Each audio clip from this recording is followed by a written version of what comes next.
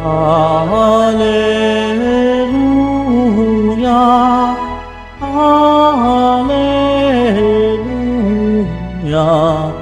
Alleluia, Alleluia.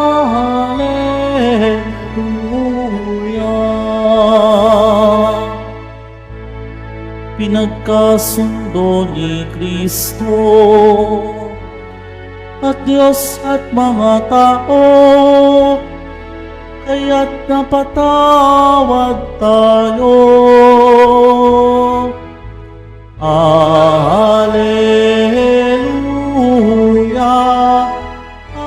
Alleluia, Alleluia, Alleluia.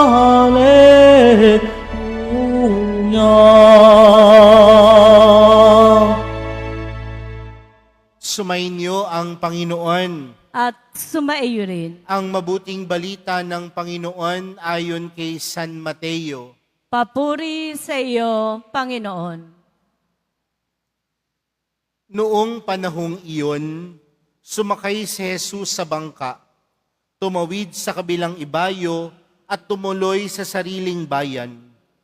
Pagdating niya roon, dinala sa kanya ng ilang katao ang isang paralitikong nakaratay sa kanyang higaan. Nang makita ni Jesus kung gaano kalaki ang kanilang pananalig, sinabi niya sa paralitiko, "Anak, lakasan mo ang iyong loob. Pinatatawad ka na sa iyong mga kasalanan." Isinaloob ng isang eskribang naroroon, nilalapastanganan ng taong ito ang Diyos. Ngunit batid ni Jesus ang kanilang iniisip. Kaya't sinabi niya, "Bakit kayo nag-iisip ng ganyan? Alin ba ang mas madali? Ang sabihing ipinatatawad na ang mga kasalanan mo o ang sabihing tumindig ka at lumakad? Patutunayan ko sa inyo na dito sa lupa, ang anak ng tao ay may kapangyarihang magpatawad ng mga kasalanan." At sinabi niya sa paralitiko, "Tumindig ka, dalhin mo ang iyong higaan at umuwi ka." Tumindig nga ang lalaki at umuwi. Nang makita ito ng mga tao, sila'y natakot at nagpuri sa Diyos na nagbigay ng ganitong kapangyarihan sa mga tao. Mga kapatid, ang mabuting balita ng Panginoon. Pinupuri ka namin, Panginoong Heso Kristo. Magsiupo muna po tayong lahat. Magandang tanghali po sa inyong lahat. Pwede bang batiin ang katabi ng magandang tanghali? Mga kapatid, tayo pong lahat ay nagkakatipon bilang isang mag-anak ng Diyos sa pagdiriwang po natin ng banal na misang ito ngayon pong Huwebes sa 13 linggo sa karaniwang panahon. At tila pinapaalalahanan po tayo higit sa lahat ng ating ebanghelyo sa araw na ito kung paanong patuloy na kumikilos ang Diyos sa ating mga pangkaraniwang buhay. Mga kapatid, sa atin pong ebanghelyong napakinggan, tila pinatunayan ni Jesus kung paano niya sinasalamin ang Diyos sa kanyang pamumuhay.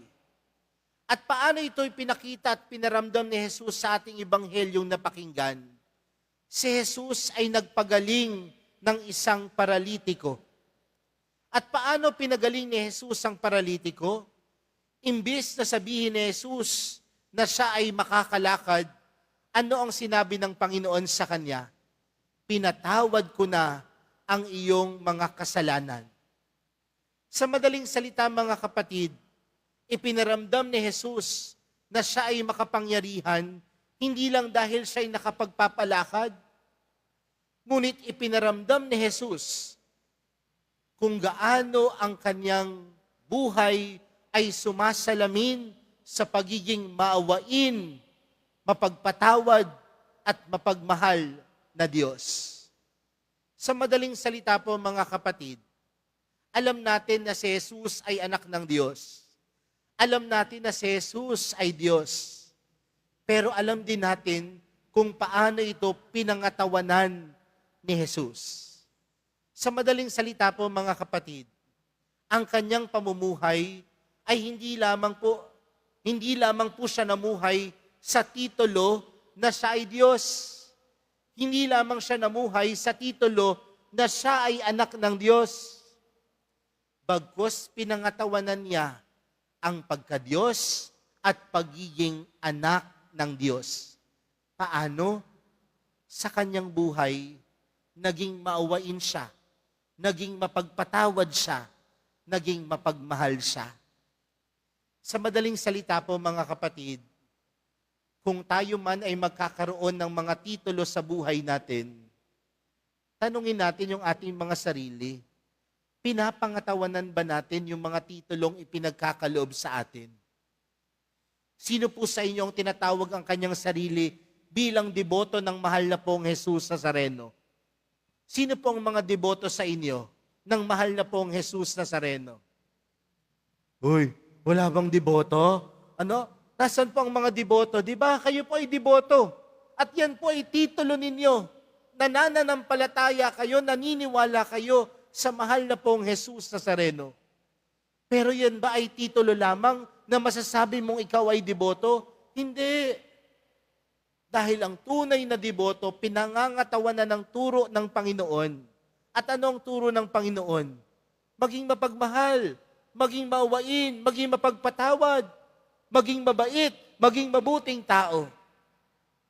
Dahil ang Panginoon, hindi lamang siya nakontento sa kanyang titulo, ngunit pinangatawanan niya, sinalamin niya ang pagiging maawain, mapagpatawad, at mapagmahal ng Diyos. Yun po yung unang hamon sa atin. At ano po yung pangalawang magandang hamon para sa atin, mga kapatid? Sa dulo po ng ating ebanghelyo, sinabi ng Panginoon doon sa paralitiko, tumindig ka, dalhin mo ang iyong higaan at umuwi ka. Hindi ulit sinabi ng Panginoon, tumindig ka, makakalakad ka na. Ngunit pinaparamdam sa atin ng Panginoon dito, mga kapatid, ang kanyang pagiging maawain. At ang pagiging maawain ng Diyos ay hindi lamang upang tayo ay makaranas ng kanyang pagpapatawad. Ngunit ano ang panawagan sa atin ng Diyos? Yung pagpapatawad na tinanggap natin sa Diyos, dapat nagdudulot sa atin ng pagbabagong puso at kalooban bilang mga tagasunod niya. Mga kapatid, ang pagpapatawad ng Diyos laging sumasa atin.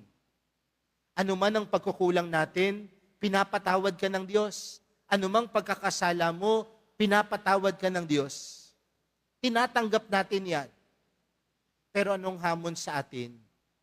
Pagkatanggap sa atin, pagtanggap natin ng kapatawaran, dapat nagdudulot ito ng pagbabago sa iyong puso. Next time when you go to confession, you will receive forgiveness. But forgiveness is not enough. You must also have conversion. Kapag ikaw ay pinatawad, dapat nandoon ang pagbabago ng puso at kalooban. Mga kapatid, sa araw na ito, ano po ang mga titulo natin? Tinatawag natin ang ating mga sarili na deboto. Nawa, kagaya ng Panginoon, pangatawanan natin, nasalaminin natin ang pagiging mawain, mapagpatawad at mapagmahal ng Diyos sa ating buhay. At pangalawa, kung tayo ay nakaranas ng pagpapatawad sa Diyos, dapat tunay natin itong maisabuhay sa pamamagitan ng pagbabagong loob at kalooban. Kaya po sa pagpapatuloy po ng ating banal na misa, ito po ang hilingin natin sa mahal na pong Jesus Nazareno. Mahal na pong Jesus Nazareno, tulungan niyo po kaming masalamin ka sa aming mga buhay. Mahal na pong Jesus Nazareno, ang iyong pagpapatawad ay magdulot nawa sa amin ng pagbabago ng aming puso at kalooban at upang tunay naming masabuhay ang iyong turo. Amen.